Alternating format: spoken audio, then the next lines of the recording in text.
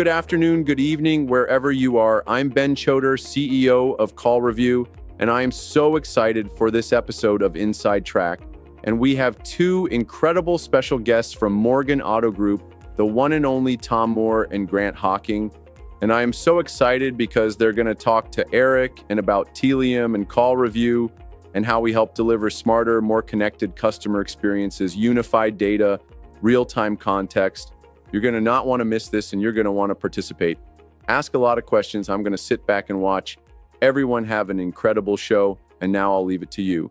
All right, welcome everybody back to the second episode of our live Inside Track series with co-sponsored with Tealium. I am joined once again by Josh Wolf. Unfortunately, my partner in crime, Kurt, was not able to be here today. But make sure if you're talking about this out on the social sphere, you use that hashtag #WorkWithQuirk. So that way he knows that we're thinking about him.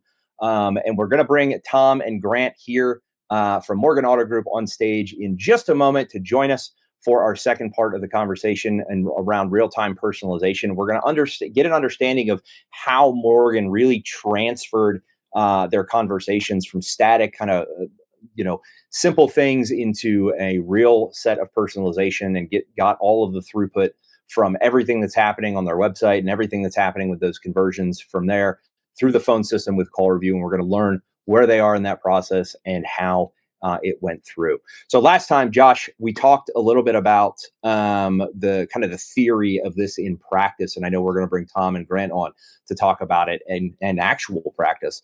But I think one of the biggest aha moments that I had from last time was how many dealers are still out there in this world trying to figure all this out and understand what real-time personalization can really power at their dealership and how the data can be used from the website into the phone conversation and then back to your platform for learning opportunities or better data management and things like that. What was your biggest aha moment from the first show?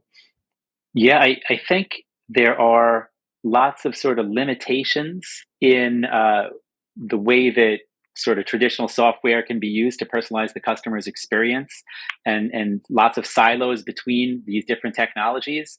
And the aha moment really is that's not necessarily the way it has to be for auto dealers anymore, and that you can really break down a lot of those silos, and you can do a lot of the things that maybe you thought you couldn't before. So I think it's a really exciting time, and that there's all sorts of new and really powerful marketing and personalization experiences that you can give to your customers, and don't sort of think that the old limitations still apply. Excellent. So with that, I am going to bring our two guests of honor onto stage today. We're going to have Mr. Tom Moore here and Mr. Grant Hocking. Thank you both very much for joining us today. And for those of you who are not familiar, Tom is the Chief Operating Officer of the Morgan Auto Group, and then Grant is the Director of Digital Strategies. Welcome to the Inside Track, both of you. Thank you. Thank you. All right. Thank you for having us. Yep. So let's go ahead and we're going to jump right in with this, right? And I think we're going to start, around understanding some of the challenges that you guys had along this journey and really where you are, because this was a lot of uncharted territory for you, Tom and Grant, when you originally got started. So what were some of the things that you learned during this process and where you are in it? Let's start there. Well, so we started on this journey about 2 years ago, and we're a large group. We have about 73 stores scattered all throughout Florida. And as the word customer data platform, I started to hear it. I decided to start listening to what that really was. And the reality is car dealerships' best asset, number one asset, is their first party data. But as a group, car dealers that's never been a concern of ours. The only place we had any data was inside our DMS, and we found out it's a transactional platform, but as a place to keep up with what customers you have and what cars they own and all the above, it's just not a good spot. Right. So we decided that we wanted to create our own customer data platform. It sounded like, I'll tell you, it turned out to be a lot more of an undertaking than we thought it was, because we were kind of first in on this. First step was choosing a partner, and we ended up choosing Tealium, and I'm certainly glad we did. I'm assuming that most everybody on this call knows what a customer data or CDP is, so I won't spend any time on that. But the first step was taking our DMS and creating an ingestion plan to clean up our data in the DMS and ingest that into Tealium, which about 60% of our customers that were in the DMS no longer own the car that we thought they did. So there was a lot of cleanup there. And then we have a daily cleanup plan. So as data goes back and forth between the DMS and Tealium, the CDP, it gets cleaned and it gets appended email addresses, phone numbers, and all the above. But one of the major sources of contacts, there's two places where we really touch base with a customer. One, our average dealership gets about 60,000 website visits a month. So we put a Tealium script on that website. So it updates the Tealium. Whenever a customer touches our website, we collect some data on those customers, things we can, and other things we can't. But we collect some data and we update customers' records that are already in there. So we know when they touch our website, which is great. But the second place where you get the majority of your contacts with customers is still like it was when I first got in the business. Now, I'm not going to tell anybody when that was. It's too long ago, so I'll date myself. But the phone. People call the store. That's the number one source. So we were fragmented we were at least smart enough to know that we needed some type of a phone monitoring software. There's several out there. There's CallRevu, of course, is on this call. And then there was Car Wars and several others. We were fragmented. So to truly pull off the strategy we wanted to, we moved all of our stores over to CallRevu. And the reason was CallRevu was willing to create a bidirectional API. In other words, integrate completely with Tealium. So now if any customer calls our dealership and they're in Tealium as a customer of ours, it updates that record immediately, on the spot, real time. If they hung up, we know that, and it triggers an event for us to reach back out to them and find out what happened. It records that conversation. It updates the record on what kind of car they called about. We have an incredible amount of information now, and that would have been impossible for us to do. Now, great with CallRevu, we always knew when people called the store, we could listen to the recordings and all that. But now we have it for all of our stores combined into one platform, everything that happens with that. It's gave us an incredible amount of marketing leverage. And I can go into some of the other things later on in the other segment, and I will. I'll go into some use cases and some things that we actually have accomplished as a result of that integration. But that was our journey, and that's kind of how we got to where we are right now. That's amazing. So, Tom, one thing I wanted to pull out of there a little bit was there a specific moment when you realized that this had to change, right? Like, what was the tipping point for you at Morgan where you said, you know what, you went over all the fragmented pieces, but what was it? Was there a moment that dealers listening today can maybe share or recognize that would help them along this journey that you really put your foot down and said, you know what, we got to make this change? Well, there's 3 or 4 things. First of all, the automotive industry is late to the party. So I started realizing some time ago, we all do business with big box retailers. And they've gotten so good at whenever you went onto their website, you'd abandon what you were looking at, you immediately got a personalized text, usually, sometimes contact via email, depending. There was that particular product that you were looking at. I mean, it was truly personalized. Hey, look, and the marketing outreach that you would get from them was personalized too. They clearly knew you. So there was some way they were accomplishing all that. And the big box retailers, the financial institutions, and all those.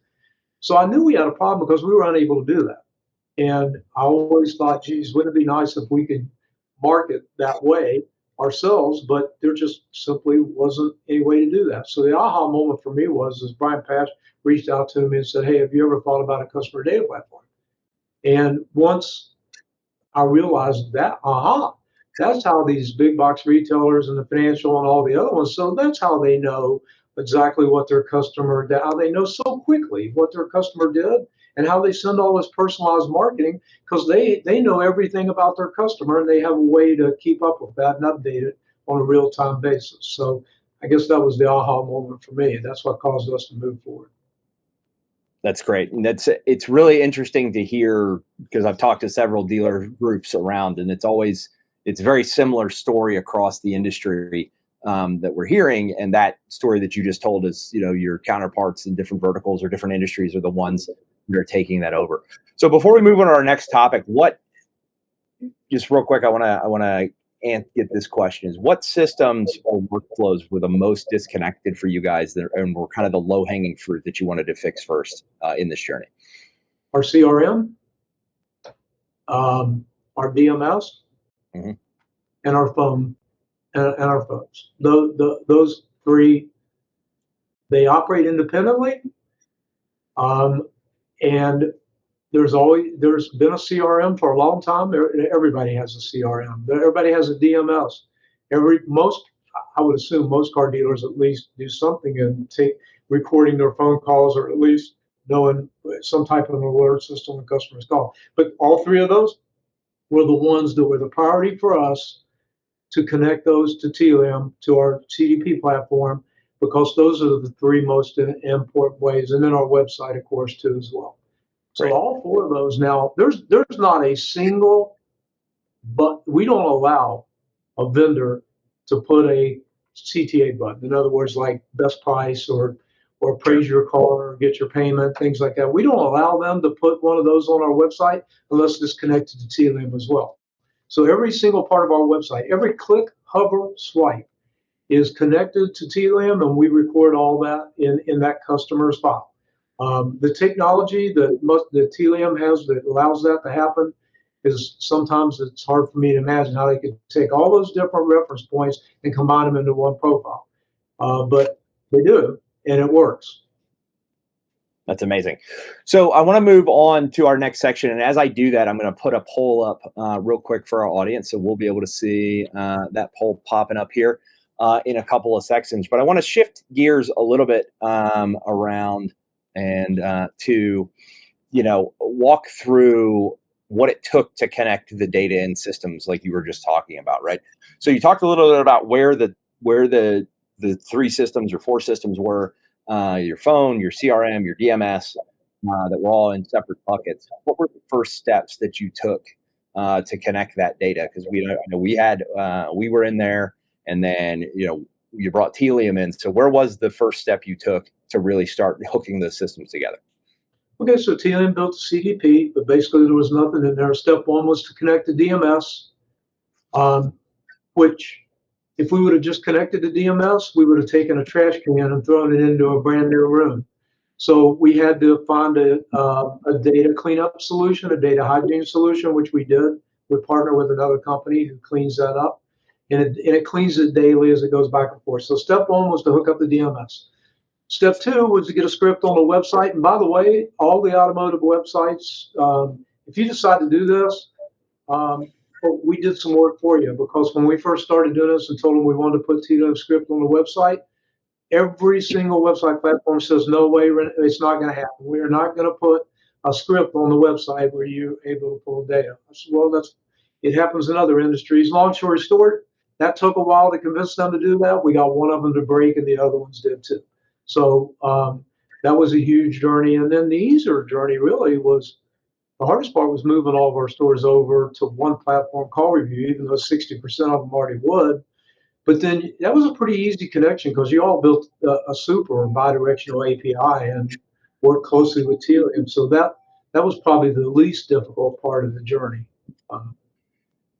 Great.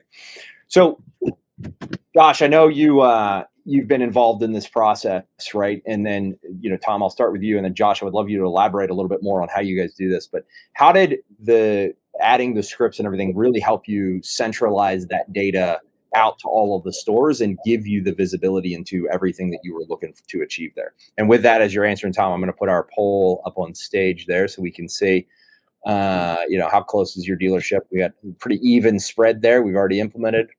We're in planning phase. So Josh and Tom, I'll let you pontificate on that question there, right, around how you centralize that data and then got it out to the store. So go ahead, Grant. You wanna have this one? You want to go at this here? I haven't let you talk. You want to have at this, or I'll take it? Either one, doesn't matter. I don't know, boss. You were on a pretty big roll. But I can take that one. I mean, it's just like, Tom said. I mean, I think that we have a really, really, the two good things that I think is great about Morgan Auto Group is we have great people, and those people all have the same philosophy in mind. And, it's how we're going to make either our internal people better, or how are we going to be able to do more business that is going to make our people better. And, when you need somebody to do something, you find somebody really smart. And in this particular case, we have a fantastic internal person named Jim Kazubuki that came on board that has taken all of that and become an extra in Tealium, and taken all those data and created all those things to make it really, really easy for the expert to the layman to understand everything coming each way from each system, and, building those campaigns so that we can use them. And I think that's the key, is not only did we have great companies that we partnered with, but we had a great person and great people that put it all together. Mm-hmm. That's awesome. Go ahead, Tom. So each store has their own slice in the CDP. There's one Morgan Auto Group CDP, but each store has their own slice. And because everything's connected, Tealium generates events. So, lack of a better word, it's just a signal, if you will. And because everything's connected, when something happens that should have one of the stores do a reach out or do some type of an action as a result of what the customer did, we built some technology out that immediately sends what will become common in the industry, a data up, if you will. It's not a lead per se, but the store needs to take action. So the store can, hey, this customer called in, this customer hung up, this customer called in, we can get the proper answer. This customer is on the website and they're a customer of ours, and they must be looking to buy a new car at one of our other stores. So it's that triggers events which our people can take immediate action on. Yeah.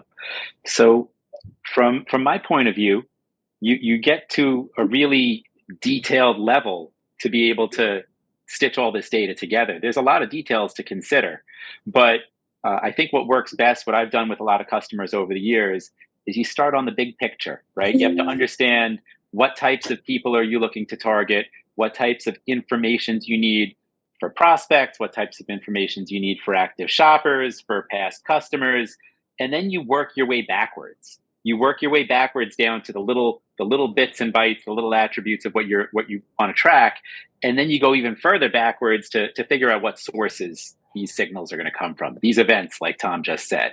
So you mentioned the DMS and the CRM, websites, apps, all these different sources get mapped out. And I've been looking over, the Morgan deployment, and it looks like over 30 altogether, and that's a lot.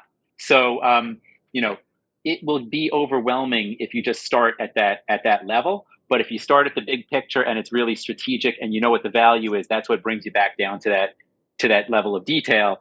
And then, once you have all that in the system, that's how you can bring in your expert. And then it's all pretty straightforward in a UI. You want to target a new segment. You want to hit them on email. You want to hit them with an ad. You want to push it to the dealer management system so someone could say something in person the next time they come in.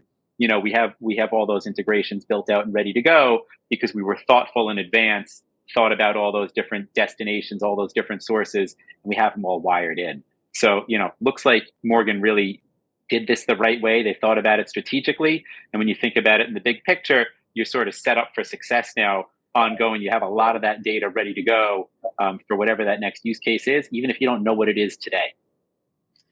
That's awesome. Thank you, Josh. And then real quick, so just for Tom and Grant, so with all these insights in real time, how did CallRevu help you activate on these and get go from data into actionable phone call? Go ahead, Grant. You take this. Yeah, so what I would say is interesting. You talk about the big picture. I think, Josh, that's a great point. You talk about the big picture and what's down.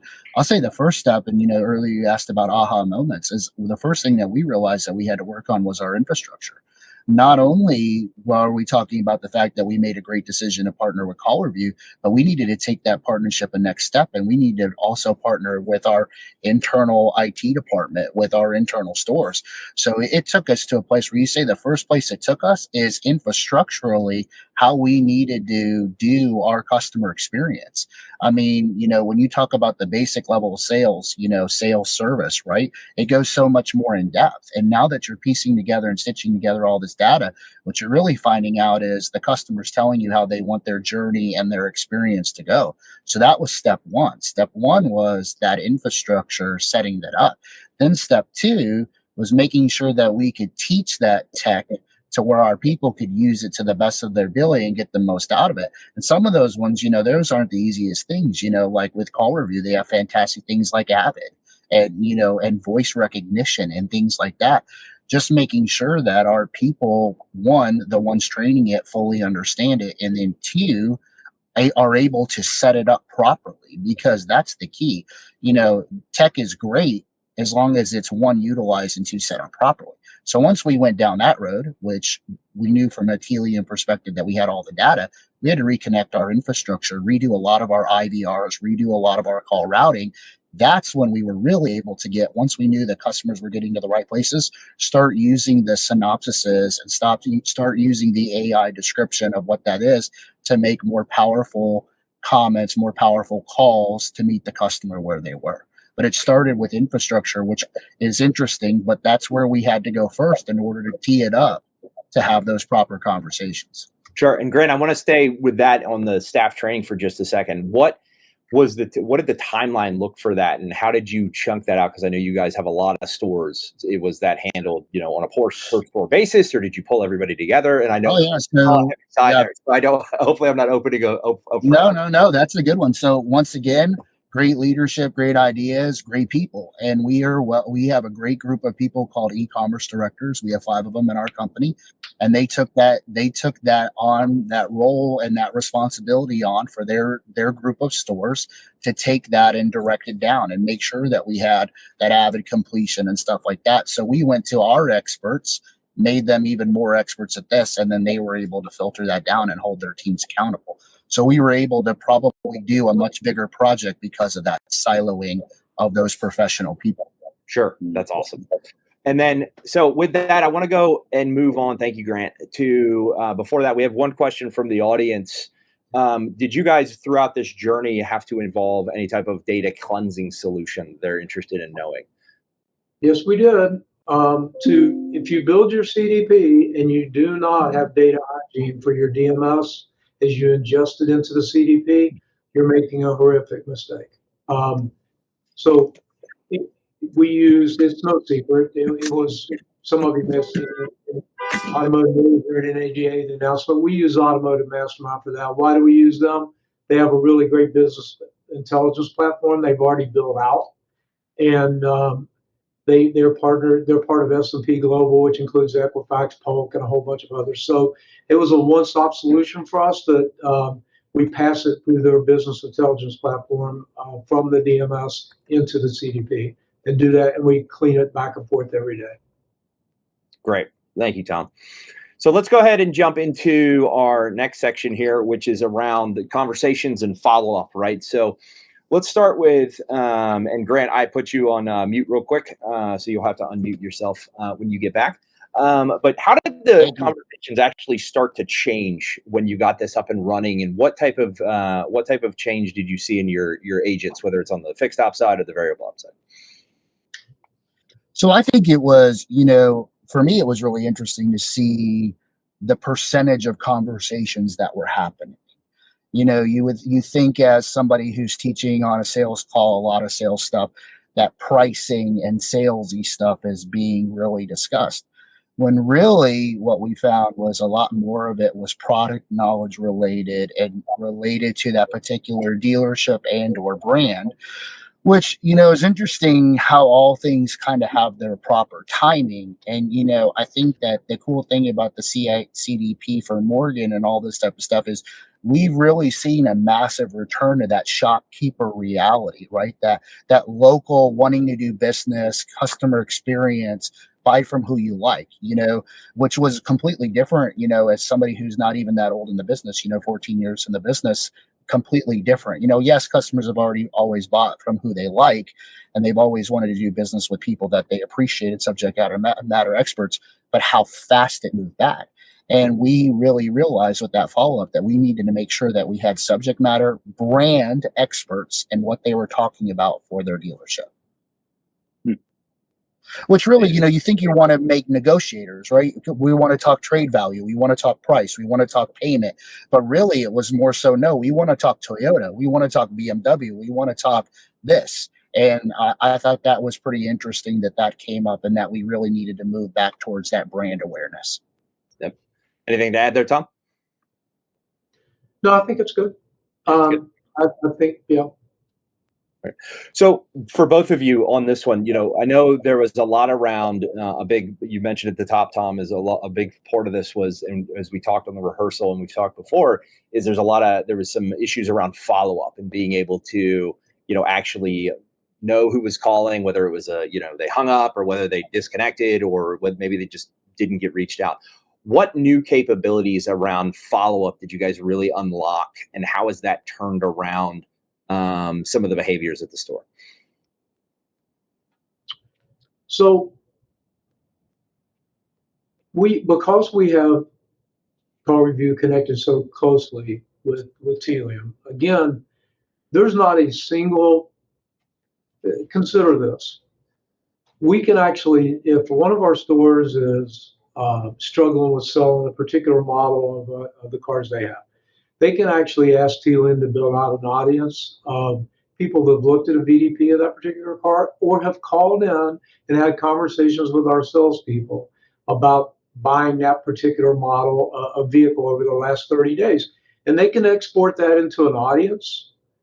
And then our people can take that audience and the people that are in that list, and they can go have a relevant either conversation with that customer that is because they know what that customer is specifically interested in that, or we can use different types of marketing, 4 or 5 different channels to market to those people. So that's only one example of how, but if you have that close connection between CallRevu and Tealium built out. That's great.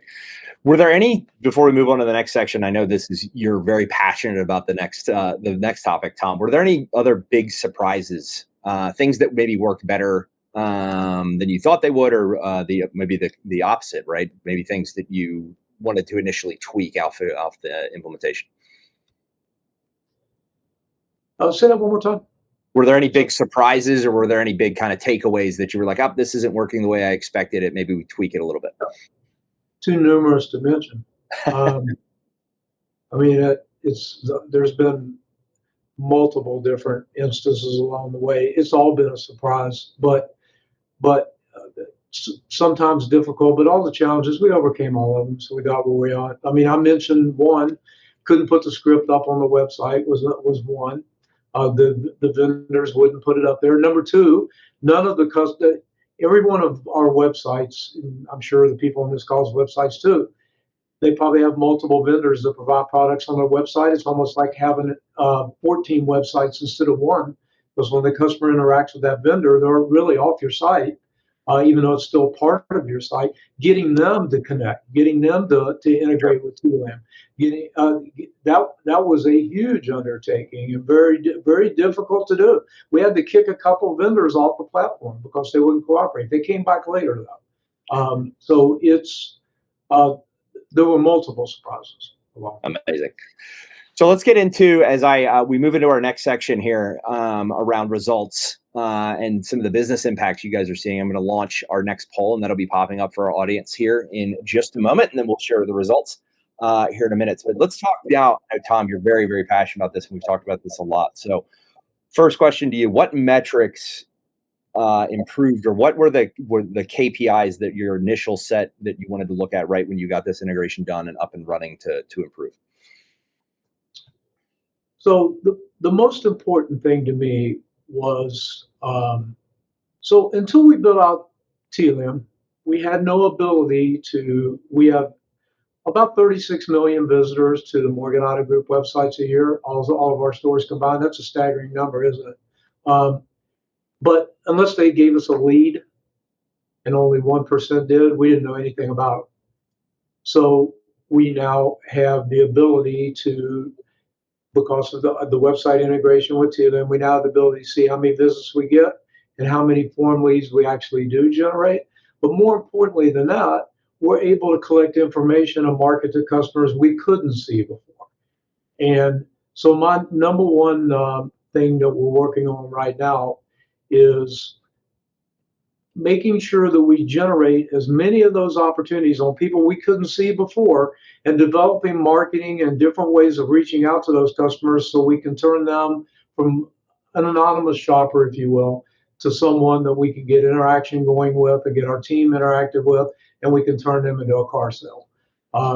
That represents an incredible opportunity.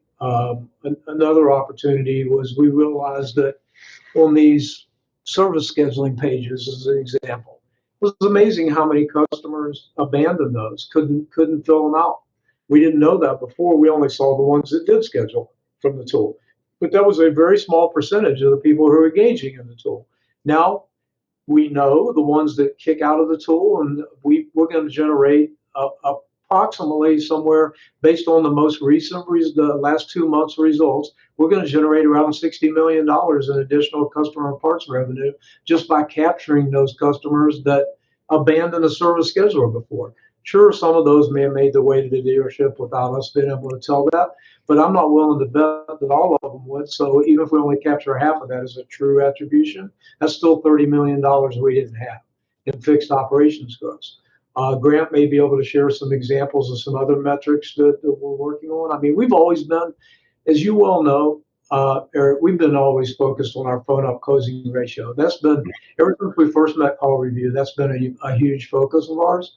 And because of this tighter integration and closer integration, we've moved our phone up closing ratio in the company by up by 250 basis points.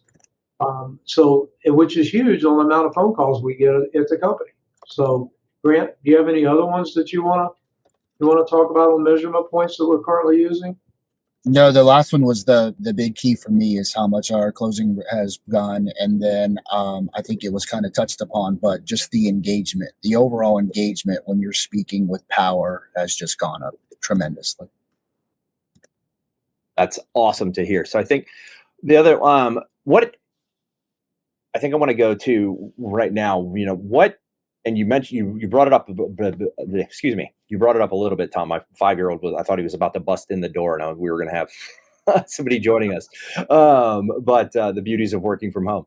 So you mentioned it a little bit, right, on your conversion ratios. There's how much did you see, and if gained efficiencies in your sales and marketing strategies after you got this implemented?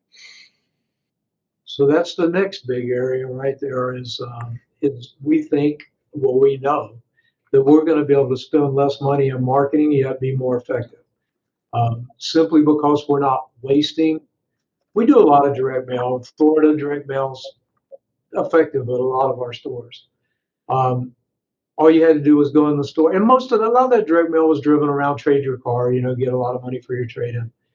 And all you had to do was sit in the dealership when people walked in with the mail piece, and even the ones who walked in, none of them owned the car that we sent them the KBB offer on.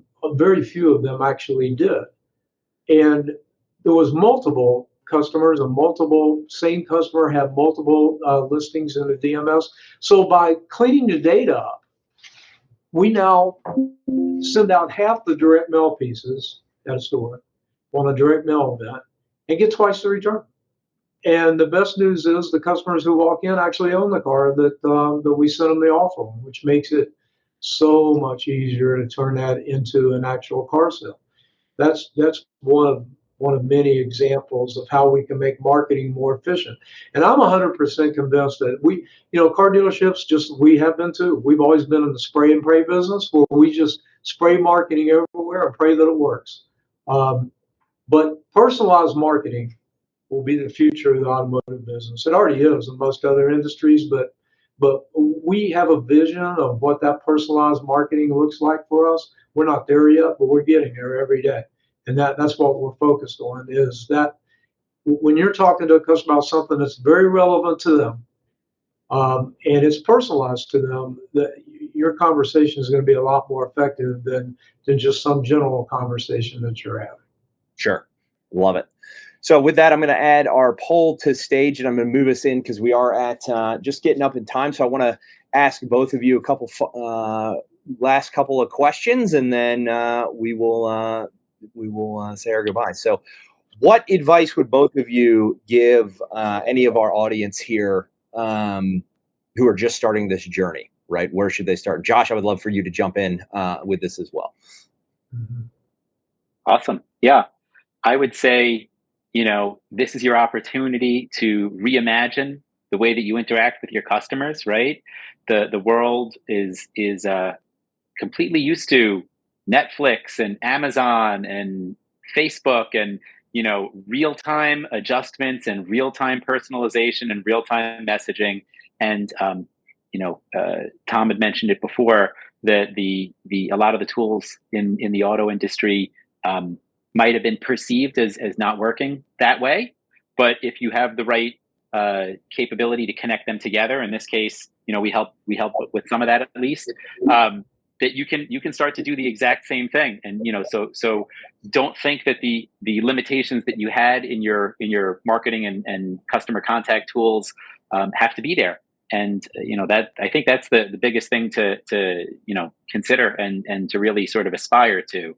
I think the other part that you all were talking about a minute ago that was really interesting, really hit home to me, is the testing, right? Not only testing to prove your success, testing to continue to improve, but also testing to sell it internally within the organization, right? You have to sort of re-justify yourself every year for your budgets. You have to keep all these different teams inspired to keep collaborating together. So you need to prove to them what you're doing for them. So there's a lot of other reasons why testing is important. And if you don't build out the test before you do the new marketing campaign or whatever, it's much harder to pull those numbers after the fact. So figure out how you're going to do that test beforehand, build out a little control group, build out some different test groups, do it like a statistician. And that way you'll have these numbers that you can point back to, and you'll be sure that they're real, and you'll be sure that they're accurate, and you'll be able to use them for all those different reasons. That was the answers to that poll were very wise. Whoever sent those, because those are the two challenges. Mm-hmm. So training a team, getting a team on board, you have to be able to explain what's in it for them. We have spent countless hours on regional workshops, regional training. I myself do Zoom meetings with all the general leaders at our stores. We call our general managers general leaders. I've had countless Zoom meetings where I explain to them. It starts with them, getting them convinced, and then Grant and the e-commerce directors work to get the stores to understand what's in it for them. That training and getting them on board, you will not succeed without that. And then I saw budgetary constraints, and that's a good one, by the way, because we have a giant scale. We have a big business, giant scale. We could afford to build our own CDP platform. If you're a single point dealer out there, I'll tell you right now, that's probably going to be a challenge for you. It probably won't be 5 years from now, because I think that things will change on that, just like everything else as it becomes more adopted. I think pricing may come down, but right now, building out your own customer data platform is a very expensive solution. There are other solutions out there, though. You could go do what's a hybrid, if you will. There's some companies out there that basically will rent you space in their CDP platform they build out, and that's better than nothing. I can tell you that can work as well. But I would tell you, get a consultant to help you, somebody who knows this space, because you will be surprised on the journey on the things you did not know. And hopefully somebody can help you not make a whole lot of mistakes along the way. That's great. Thank you, Tom. Grant, anything for you? No, just, thank you for the opportunity to join such elite people. I think we covered on a lot of things. So I think it's just that, once you commit to it, it's just that unwavering thought, and you have to never waver from the fact that it's going to improve your business. And if you stick to that, it just comes out of your pores, and people want to be a part of it through osmosis. And that's how you have to maintain it. Great. Thank you, Grant. So we're going to go ahead and close it down there. First, thank you once again to Mr. Tom Moore and Mr. Grant Hocking from Morgan Auto Group for joining us. And as always, the amazing Josh Wolf from Tealium. I'm Eric Glass from CallRevu and the Inside Track, and we will see you guys next time. Thank you and take care. Thank you so much. Bye-bye. Thank you. Bye.